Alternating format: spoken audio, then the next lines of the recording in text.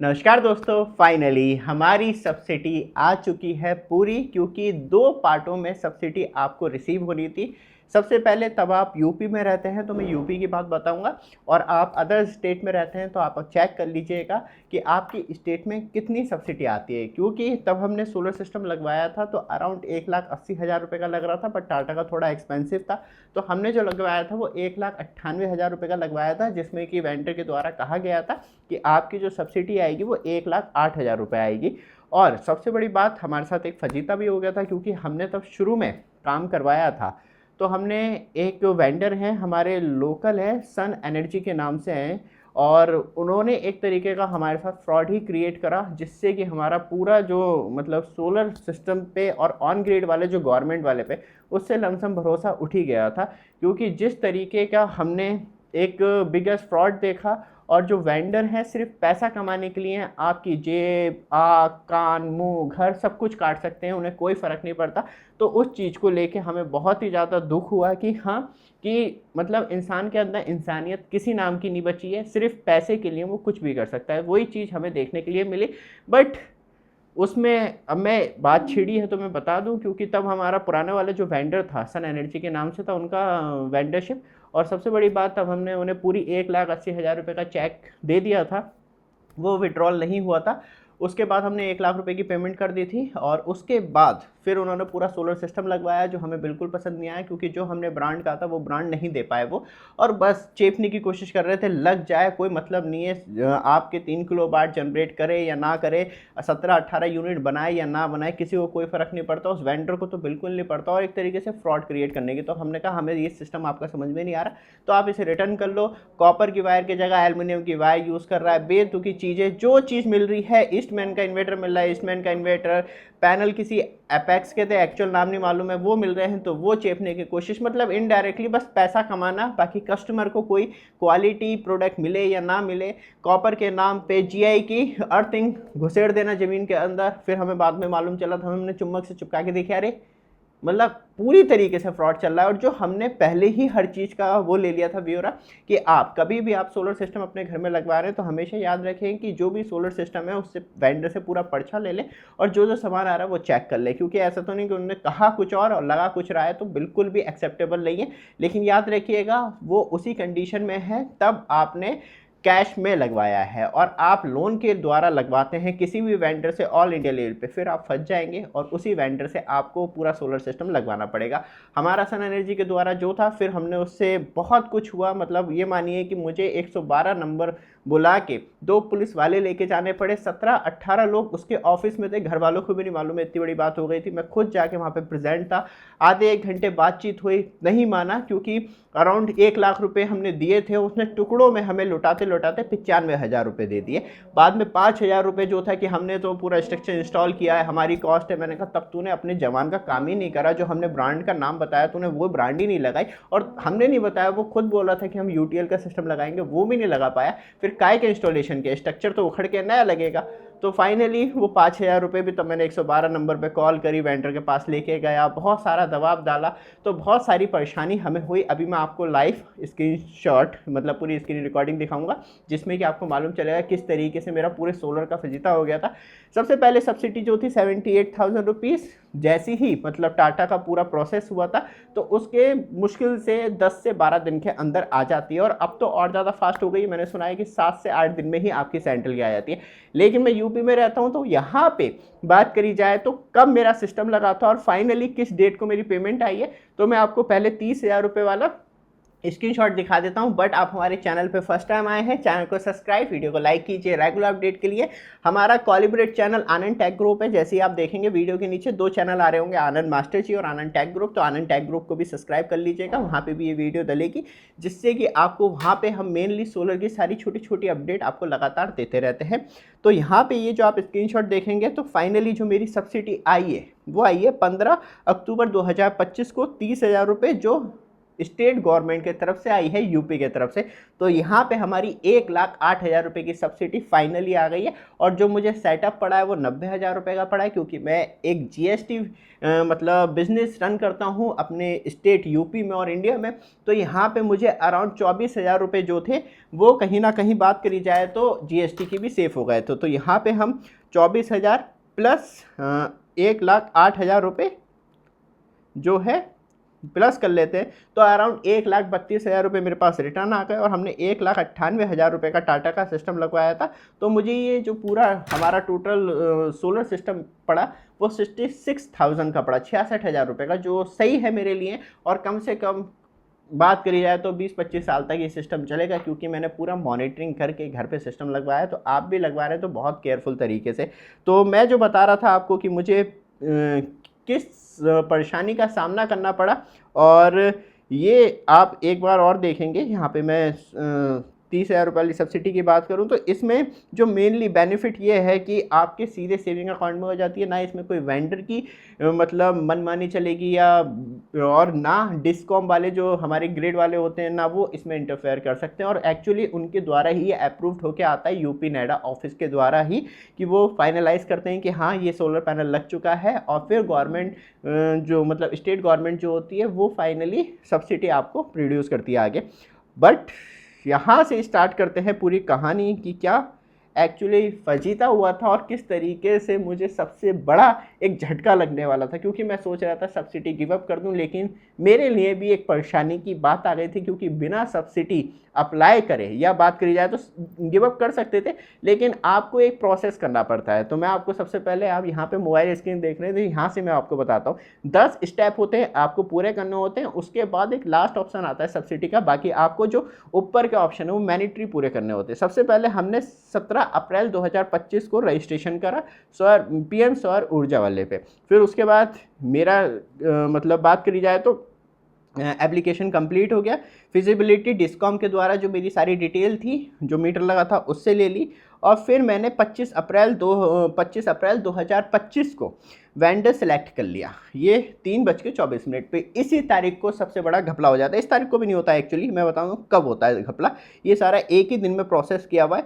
Vendor selection हो जाता है, वेंडर सेलेक्ट भी कर लेता है, और यहाँ पे अपलोड एग्रीमेंट, और अपलोड एग्रीमेंट होने के बाद अपलोड एग्रीमेंट कंप्लीटेड, ये सबसे बड़ी दुविधा हो जाती है। इस कंडीशन के बाद तब वेंडर ने एक एग्रीमेंट होता है कस्टमर और वेंडर के बीच में, उसने वो अपलोड कर दिया है, तो आप वेंडर चेंज नहीं कर सकते। वेंडर चेंज कैसे कर सकते हैं मैं आपको बताऊंगा, क्योंकि वेंडर के पास एक लॉगिन ऑप्शन होता है। उसके बाद जो लॉगिन ऑप्शन होता है वहाँ से वो एग्रीमेंट डिलीट कर दे तो दोबारा कस्टमर के पास जो है वो ऑप्शन आ जाता है। लेकिन याद रखिएगा वो भी उसी कंडीशन में तब आप कैश में लगवा रहे हैं, क्योंकि अभी क्या है, आपने और जो वेंडर है उसने एग्रीमेंट किया था वो आप तोड़ सकते हैं कि नहीं मुझे अच्छा नहीं लग रहा है वेंडर, मैं तोड़ता हूँ। लेकिन सबसे बड़ी मुसीबत क्या होती है, तब आप 3 लोगों के बीच में एग्रीमेंट होता है। आपने बैंक के साथ एग्रीमेंट करा और बैंक ने वेंडर के साथ एग्रीमेंट करा कि हाँ हमने इसे पैसे दिए हैं, ये सोलर लगवाएगा। अब क्या है कि आपको वो वेंडर समझ में नहीं आ रहा, तो आप उस वेंडर को चेंज नहीं कर सकते किसी कंडीशन में।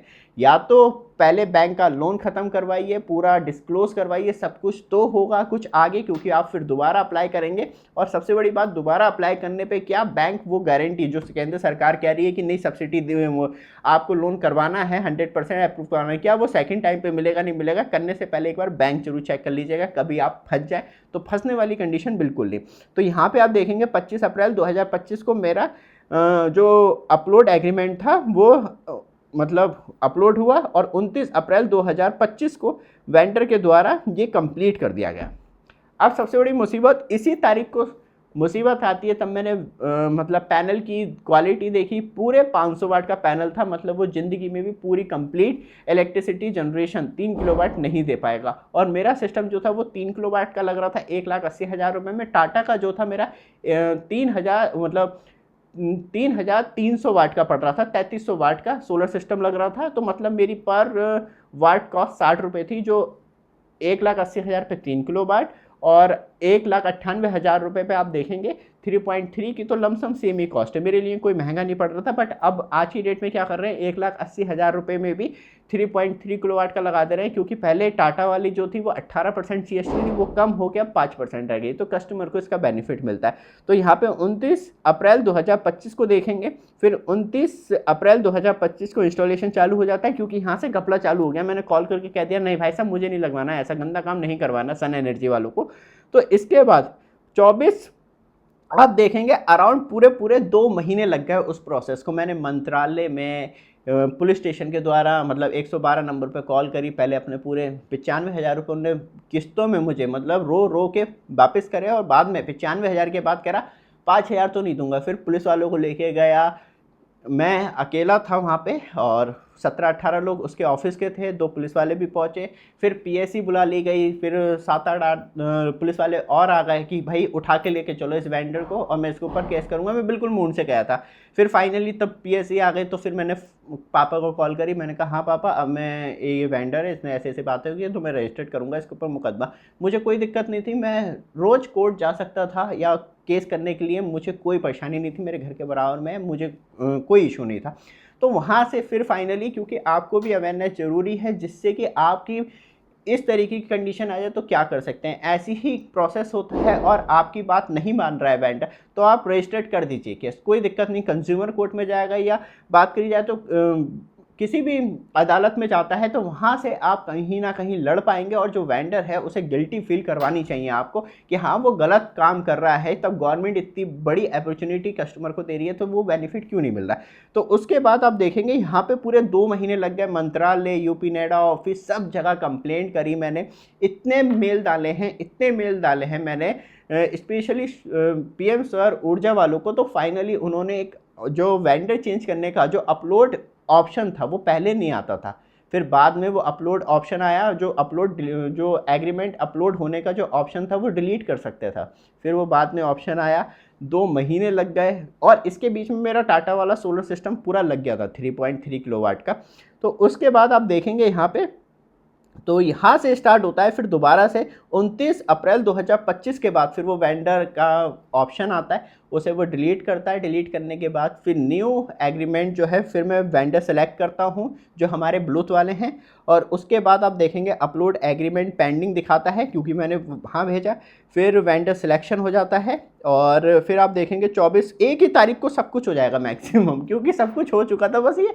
और यहाँ तक नहीं होगा तब तक आपके घर में जो नेट मीटर है वो नहीं लगेगा, क्योंकि तब तक वो गवर्नमेंट का कनेक्शन नहीं माना जाएगा जो आप ऑन ग्रिड सोलर सिस्टम लगवा रहे हैं। तो यहाँ पे आप देखेंगे, तब मैंने कहा सब्सिडी छोड़ देते हैं, कोई बात नहीं, मैं फॉर्म फिल नहीं कर रहा हूँ, मैं आगे प्रोसेस कर लेता हूँ, मेरा 2 लाख रुपए का लग गया, मुझे कोई दिक्कत नहीं। लेकिन कह रहे सर तब तक ये पूरा नहीं होगा फॉर्म, तब तक तो आप देखिएगा सब्सिडी वाला पोर्शन कहाँ आता है। फिर मैंने कहा क्यों ही छोड़ो, तब पैसा मिल ही रहा है। तो यहाँ पे आप देखेंगे 24/6/2025 को अपलोड एग्रीमेंट होता है, 25/6/2025 को एग्रीमेंट जो अपलोड है वो क्लियर हो जाता है यूपी नेडा की तरफ से, और 25/6/2025 को इंस्टॉलेशन पेंडिंग, 25/6/2025 को इंस्टॉलेशन कंप्लीटेड, 25/6/25 को इंस्पेक्शन पेंडिंग, 27/6/2025 को अप्रूव्ड हो जाता है जहां नेट मीटर इंस्टॉल होता है। यहाँ पे सबसे बड़ी प्रॉब्लम हो जाती है, क्योंकि तब तक ये नेट मीटर वाला पोर्शन आपका कंप्लीट नहीं होगा, तब तक गवर्नमेंट आपका जो माइनस प्लस वाला खेल है वो नहीं होने देगी। तो इसलिए ये इंपॉर्टेंट है,